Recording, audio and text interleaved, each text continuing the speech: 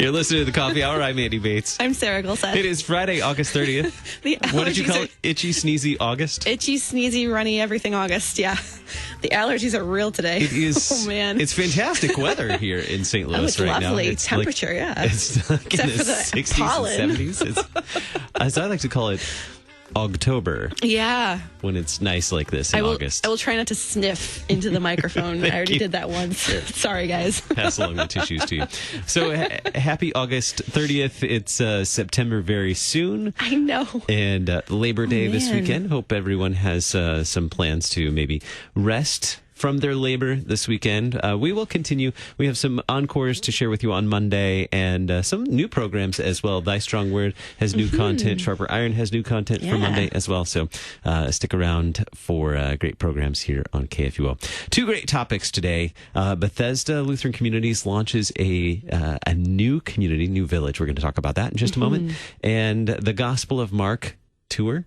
Yeah. Gospel of Mark Live? Is that what it's called? Sounds like a Broadway production. It's pretty cool. But it's the text. It's the real text. And we get to talk actually with the translator.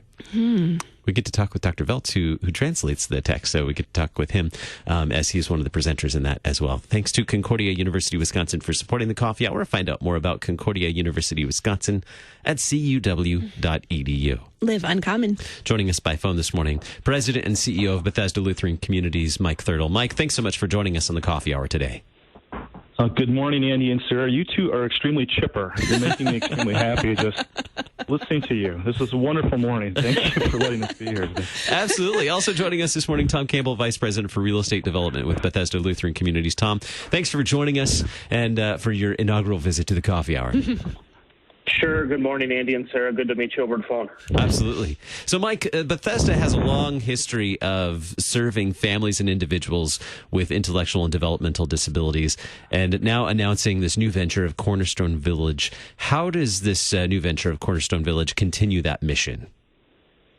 So we refer to ourselves as a 115-year-old startup, and I think it characterizes our mission and our ministry perfectly, Andy. We are, as you know, our roots go back to 1904 in Watertown, Wisconsin, where a group of German Lutherans started essentially an orphanage for kids with intellectual and developmental disabilities, autism, Down syndrome. They didn't use those words back then, but we carry that mission forward to today across the country. We operate in 13 states. We provide residential supports and employment and transportation and also education opportunities at Concordia University of Wisconsin. So we have so many things going on, and this represents a truly new phase of our life of this organization, our mission. It's really an inflection point as we begin to grow our mission much further across the United States, and this is our first foray into that. So this new village, it's so exciting. I was reading the description. Tell us about Cornerstone Village and who will be able to live their lives to the fullest at this Cornerstone Village in Victoria, Minnesota. I am so excited to say, I've been the CEO here 5 years, and this is the first time I've ever been able to say this, that we are literally going to be leading the country in this development. This is a first of a kind opportunity to truly create an integrated community living for both seniors and people with intellectual and developmental disabilities.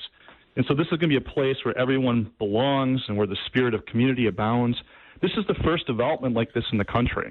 And we're going to do these again and again and again. And the reason for that is twofold. One, we want to be able to support people with disabilities in integrated formats. And it's a real struggle for them to get housing and residential services. And two, this is a great way for us to spread the good news of Jesus to people. This is going to be a Christian community. Our programming, our activities, the focus of this new development is going to be Christian-focused. It's all going to be about Jesus and spreading that good news and fostering independence for people. So a combined community, a combined village of seniors as well as individuals, adults with intellectual and developmental disabilities in Victoria, Minnesota. I'd like to learn more about the community. Tom, can you tell us more about the community of Victoria, Minnesota, and why it was chosen for Cornerstone Village? Sure, I can. So, actually, I shouldn't say currently, but we just demoed 4 ICF intermediate care facility structures that were really functionally obsolete We actually relocated the people we serve from those homes into local group homes, and to demo this and really create this project. So we really had an underperforming property that really needed to be repurposed.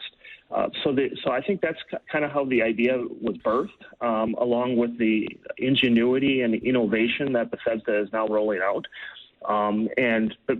Victoria is a wonderful community. It's a bedroom community. This site is actually located about a block and a half from the city center of Victoria. It's just and the site's located right next to the Lions Park for baseball, etc. So the site really lends itself well. We think it's a godsend. It actually was zoned what we needed to be zoned for, which is highly unusual to actually come to a property like this and have it zoned exactly what we needed to be zoned for. So it was just it's just been a wonderful experience over the past several months, just working with the city and the community and creating this concept and actually executing on it. What is the community looking forward to? You mentioned working with the community. Have you gotten any feedback or reactions from the people that you're working with? Are they excited also for this project to become a new thing in Victoria? Yeah, so they are. The city Common Council members, Planning Commission members have really shown a lot of tremendous support and continue to do so. We really did not. We met with the neighbors, et cetera, and we had total support from them. But really, and I think Mike will agree with this, when we had the groundbreaking event, it was amazing how many people showed up and showed their support. It was a very touching moment for myself. And it really showed how the city of Victoria, the surrounding area, and the community really supports this development. What are some of the new features of Cornerstone Village? There's some new fancy stuff going on in this village. There's some fancy stuff. So it's a technical term, isn't it? That's about as technical as I get. So we are rolling out technology. So technology means, I think, a great way of describing it is smart home technology, but we're taking that smart home technology and adapting it to people we serve to lift them up and provide them more independent opportunities to live independently, I should say. And and by the way, the senior adult age 55 years and older that will be living there, they can benefit from that same technology. So that technology is smart home locks, thermostats, etc. Monitoring devices such as cameras on your front doorbell, very similar to what smart home technology has. Things like that are able to promote independence and allow the people to live independently there. There's other amenities as well, as you'll find in these type of communities. But I really want to stress here, and Mike touched on it very well. This is, apartment buildings are apartment buildings. This isn't just an apartment building. This is a community. What happens inside these walls, what's going to happen is going to be wonderful. We are creating programming and activities to bring the people we serve with the people without disabilities that live in that community and integrating them in a really meaningful way. We're going to have yoga classes. We're going to have cooking classes. All those sort of programming activities to create that community, to create that lifestyle, and really to push the people we serve to the ultimate goal of being independent. Mike, can you share from your perspective as well on the use of new technologies and the sense of community in this village that Tom was sharing? Sure can. To quote Sarah, there's a lot of fancy stuff. It's going to be outstanding. Tom has been a blessing to our organization, and his vision to create this kind of a community with the use of technology with the rest of our team is just amazing. We really want to provide 21st century offerings to people with disabilities. And then you look across the country today, it just doesn't exist.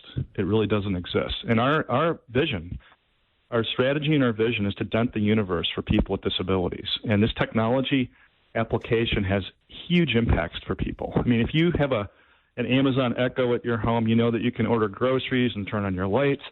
With Tesla and driverless vehicles in the future, it's going to be amazing how we can transport people. We look at all these various components of technology, and we're doing the best we can right now in 2019 to integrate this for people who are going to be living there, to make their lives better and easier and more accessible. And there's all kinds of faith implications, virtual Bible studies, being able to dial in and Skype with people, being able to communicate more effectively with their loved ones. Huge game changers compared to how things have been done in the country in the past. Think of all the residents with an Amazon Echo that they can listen to KFUO. They can listen to the coffee hour right there in their residence at Cornerstone Village. Exactly. With just under a minute left, what's the timeline for preparing to welcome new residents to Cornerstone Village? Sure. Yeah, exactly. So it's going to be next summer is when we're going to be starting to move people in.